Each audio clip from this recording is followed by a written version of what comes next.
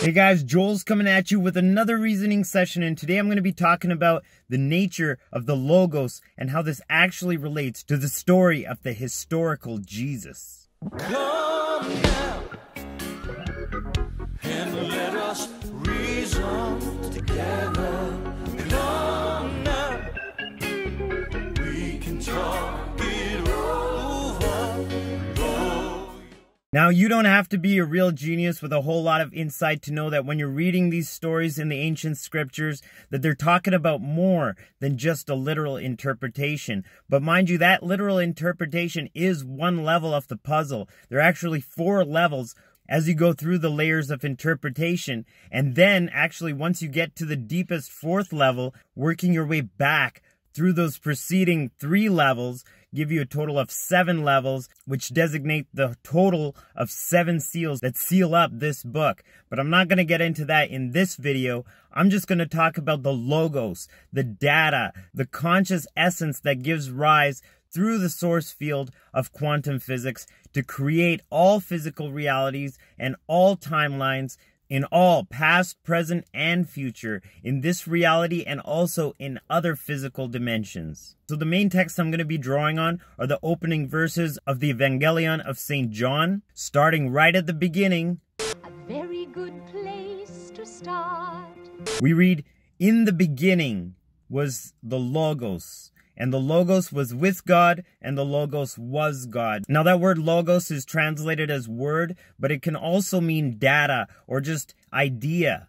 That information from which ideas actually emanate from. And it can be confusing when you look at this word with God, and then it goes on to say it was God. Well, that word with is the Greek word pros, which literally means in accordance with or in relation to. So even though it's a separate aspect or a separate facet of what we perceive of as pure source, it actually is the same thing, but it's also working in relationship to that divine source. It goes on to drive that point home by saying the same was in the beginning with God. Going on, it says, all things were made by him, and without him was not anything made that was made. So there we see that this Logos energy, this data that emanates through the quantum source field, literally is the source of all manifested reality. In verse 10 it says, he was in the world, and the world was made by him, and the world knew him not.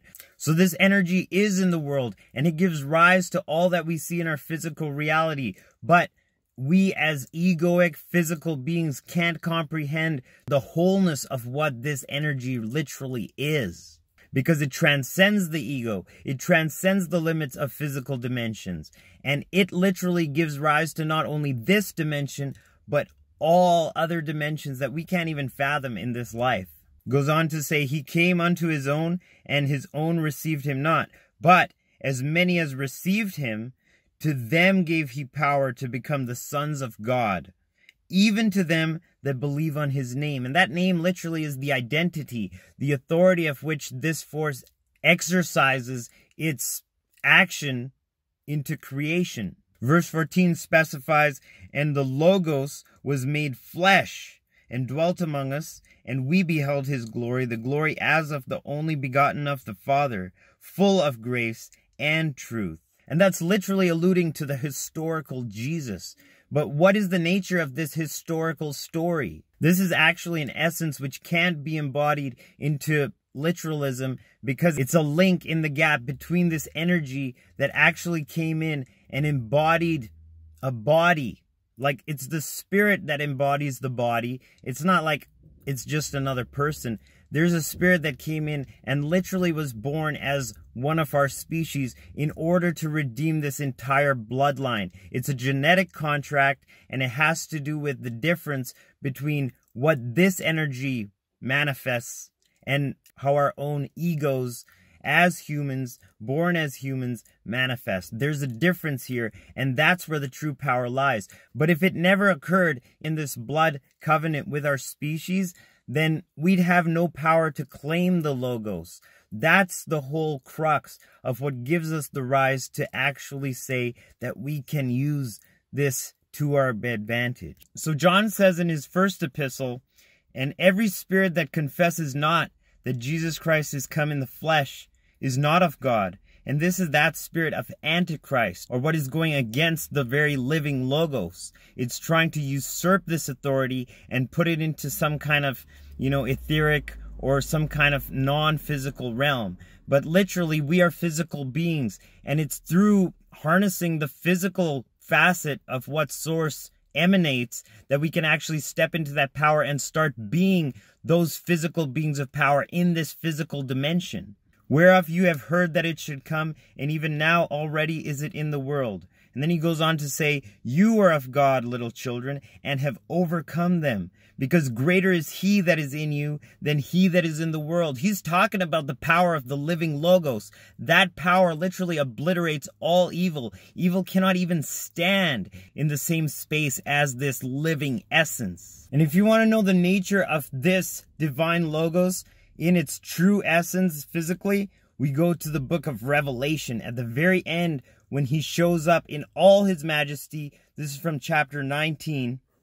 And I saw heaven open, and behold, a white horse, and he that sat upon him was called Faithful and True. And in righteousness he does judge and make war. His eyes were as a flame of fire, and on his head were many crowns. And he had a name written that no man knew but himself. And he was clothed with a vesture dipped in blood.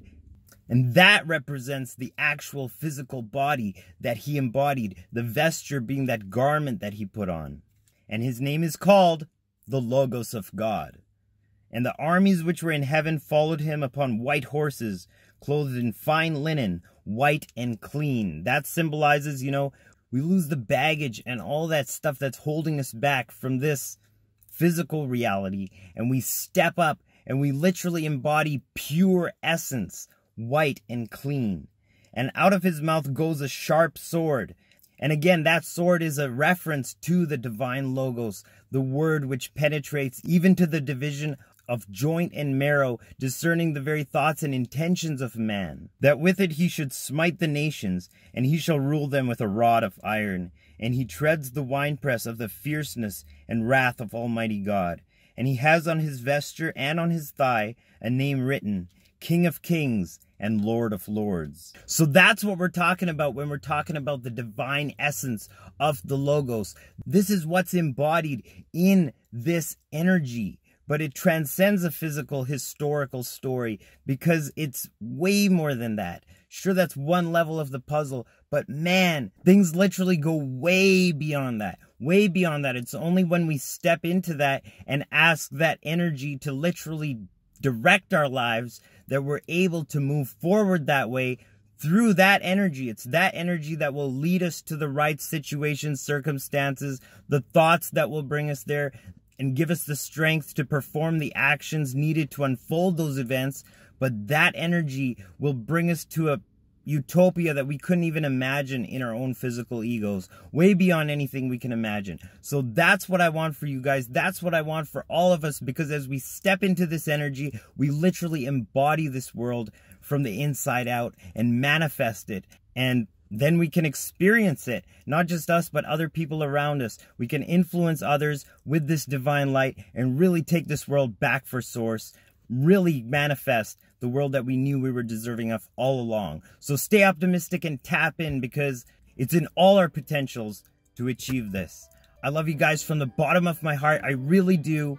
I'll check you in the next reasoning sesh. Joel signing out once again. Agape, Salaam, Namaste, Shalom.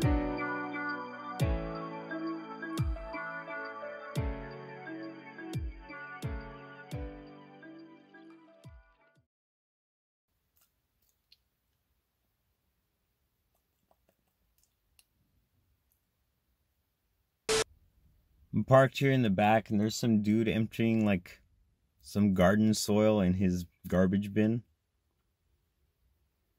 I'm just gonna wait, guys.